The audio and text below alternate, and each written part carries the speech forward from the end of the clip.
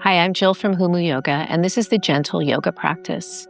This week, we're working with the theme of fulfillment, and we're going to focus on the back body a bit with some nice back bends, forward bends, twists. And I do a different class every week with a different focus and a different theme. And also, I always practice with a couple of yoga blocks, and I use a little towel, but you can use a yoga belt, or it's okay not to use props.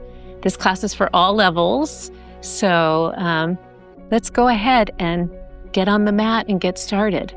So we'll just start by finding a comfortable cross-legged position, whatever that looks like for you. Or you don't even have to be cross-legged. You could be out here. You could be sitting up on a block or a bolster or a blanket. So just find what that looks like for you. And then once you've established that, reach the arms out, close the eyes, and just take a moment to notice how you're sitting. Can you sit way up? And then from here, let's just do some nice shoulder rolls. So we'll lift the shoulders up and we'll roll them forward. Lift the shoulders back, up, forward. One more time. Back, up, forward. Now we'll go the other way. Forward, up, back. Just do that a few times. Forward, up, back. And one more time, just getting the most out of every movement. And that to me is fulfillment, right? So once you've established that, let's work on the pelvis a little. So now we're going to pull the belly in. And this is called a posteriorly tilted pelvis. When you pull the belly in and you pull your pelvis back and you round your back. And then inhale, now sit up. And now start to arch the back a little. And then exhale, pull the belly in and round back a little. And then just notice what's going on in the back muscles. Inhale, now come to neutral. And then from here, we're going to reach the arms up.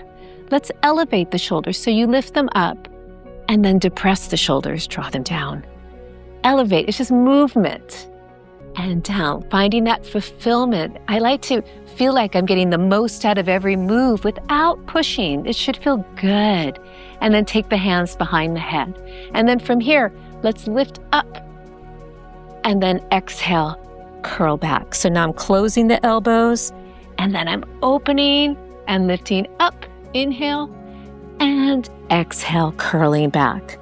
And then inhale, lift up, hold. Now let's take a side bend. So let's go to the right. So I'm feeling the contraction in the right side and the stretch in the left side. And now let's go ahead and just draw the head down. And now you could drop your chin, feeling a nice neck stretch, and then start to open up again. And then rise up, and we'll go to the other side. Inhale, lift up first. Exhale, side bend. Contracting the left side, stretching the right side. Now a gentle neck stretch. So I'm not pushing with my hands, it's just weight. And I'm drawing the chin down. And then gently start to open. And then rising up. And now let's reach up with both hands. Inhale. Reach up. Let's roll the shoulders in. Roll the shoulders out. Elevate, hold, side bend to the right. And let's take the right hand down, gently pulling the floor towards you and pulling your shoulders away from your ears. Reach. So feel this side body, reach. And then maybe you want to look down, straight ahead, and maybe up, and then rise up. We'll go to the other side. Inhale, side bend, reach. And then from here, maybe you want to take your head down, and then straight ahead, up, and rising up. And then let's reach both hands up, reach, really reach. And then we're going to exhale, a twist to the right. So feel all these movements of the spine. So right in the middle of the spine, feel that turn from the middle of the spine upwards, turn. And then inhale, we'll go the other way. So you're trying to keep your hips as steady as you can, but turn from the mid back up. Inhale and move with your breath to get the most out of the twist. And then inhale, reaching the arms up. Exhale, hands down. Let's make our way over to all fours. So coming to all fours, we're going to do cat-cow, which is a great exercise for the spine. So as you inhale and come forward, the spine is working here and we're opening the front body. And then as you exhale, the spine is rounding and we're stretching it, but we're supporting it by pulling the belly in. And then inhale, coming forward, and exhale, rounding. Now come to neutral. We'll take the feet together and reach the arms forward. Let's get a nice stretch here. We're lengthening the back and we're getting deep in the hips as you reach forward. Now just pay attention to your breath. Inhale and exhale. You can shrug the shoulders up and shrug the shoulders down. Inhale, shrug up. Exhale, down and hold and breathe. And then play around with that. If it feels good to elevate the shoulders, but roll them away from your ears, that's nice. And then we'll make our way to all fours. And from here, we're going to come down into a Sphinx pose. So we come down to the forearms. The elbows can be a little bit wider than your armpits. That just depends. But make sure you're pressing down with your hands, and there's a sense of almost pulling your elbows apart as the shoulders go down the back. And then your pelvis, feel as though you definitely don't want to be sticking your butt out. So you want to get some length there. So feel the tail draw under, and it's really active in the legs. You're really pushing the legs down, pulling the belly in. And from here, with the shoulders drawing down the back, you can start to rise up. Maybe your elbows come off a little. Maybe you can straighten your arms, but make sure your shoulders aren't up. Really draw them down. You should feel free in your neck. You could even look side to side. And then maybe engage the back a little bit more and see if you can lift up more. And from here, we're going to come on over to Virasana. So we just come down. You can use your hands. Come to the knees. I always use blocks in Virasana because I have osteoarthritis in my knees and they don't bend as far back as they used to, but this pose feels great. I don't have any pain when I do it. So knees together. I like to use my thumb and press down at the calf to create space behind the knee. And then I just come down and I adjust. And maybe you use one block or maybe you're right on the floor. It's just different in everybody's body, but let's find a place of fulfillment and where you feel like you can get the most out of this pose. So the thighs stretch, the spine is lengthened. And then let's take Yana Mudra, the mudra of universal knowledge and individual knowledge together. And then come to a fulfilled place where you just can sit here and be in that light for a moment and notice your breath.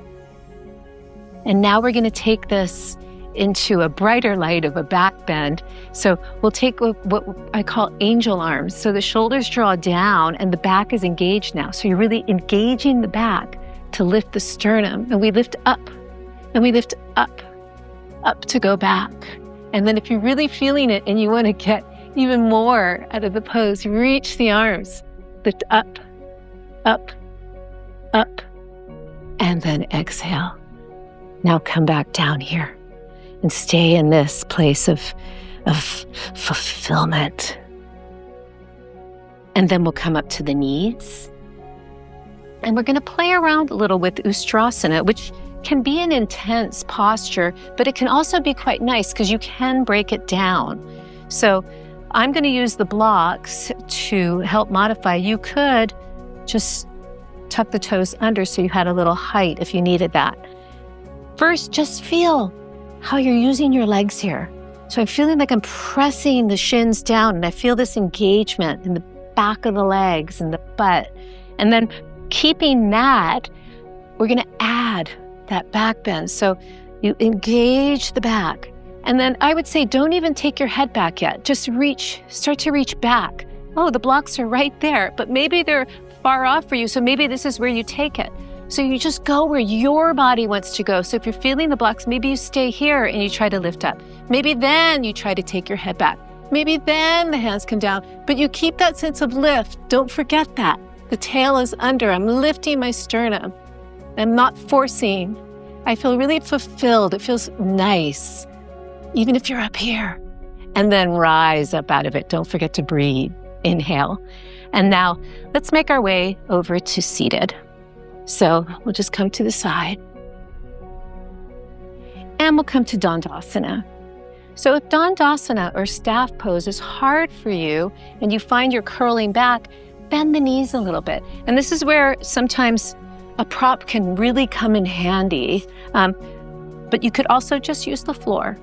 But if you're using the prop, you would bend the knees, sit up as tall as you can, and then keeping the low back engaged, straighten the legs as best you can. Breathe here and can you feel the back of the legs? At some point, you could just drop your head and stay and breathe. You might want to pull, some people can pull forward. So wherever you are, breathe, but make sure your legs stay active, especially the front of the legs. Then you'll get the back of the legs really stretching. And then inhale, lengthen. And exhale, let's release. And from here, we're going to go ahead and roll back down to the floor. So take a breath in. And exhale, curl the belly in.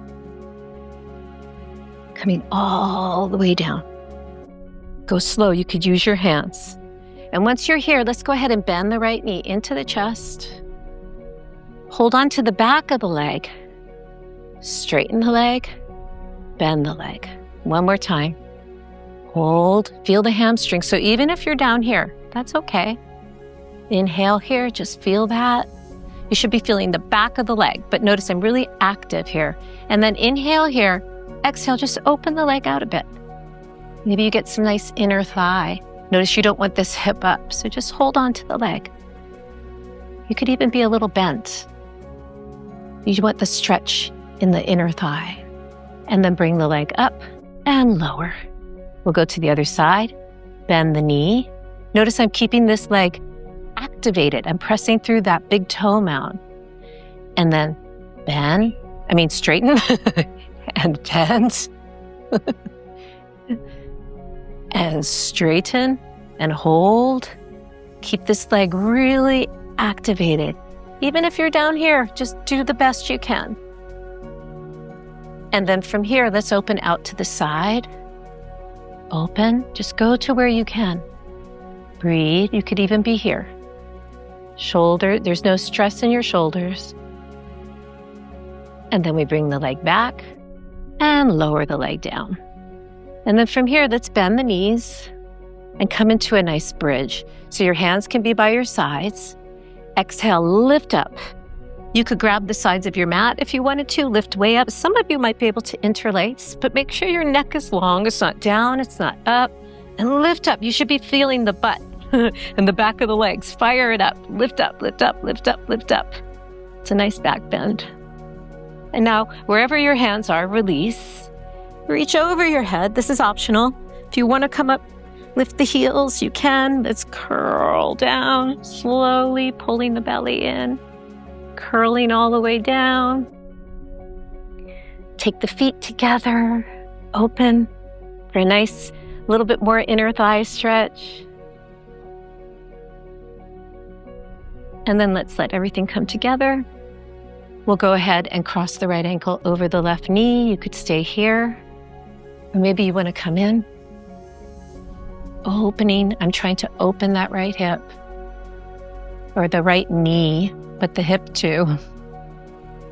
And then let's take it down. Let's take a twist.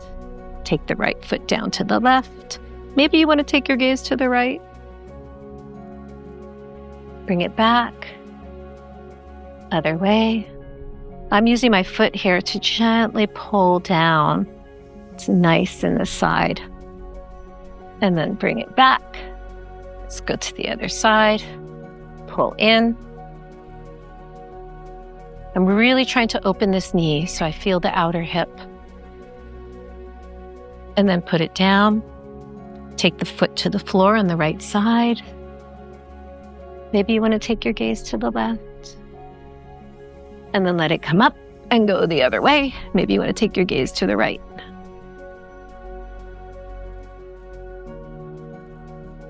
And then bring that up. And then from here, let's go ahead and just do a happy baby. You could grab here, here. And then we're just going to release into Shavasana, feeling fulfillment from the practice and just feeling the light radiate from within and being okay with being here in Shavasana and just stay. I'm going to go through some inspirational quotes on fulfillment, and you're welcome to stay in Shavasana while I do that. But those of you who want to, you could also come up to seated, which I'm going to do. So whether you've come up to seated or you're still lying in Shavasana, just notice, where are you now as opposed to the beginning of class? Did you find a sense of fulfillment? Fulfillment isn't found in doing more. It's found in doing what matters with presence and heart. A fulfilled life isn't measured by what you achieve, but by how deeply you feel, love, and live. When you align your actions with your values, fulfillment becomes a natural result, not a distant goal. True fulfillment comes not from seeking more, but from appreciating what already is. You don't have to chase fulfillment. It blooms when you show up fully for the moment you're in. Let this theme of fulfillment resonate in everything you do. Namaste.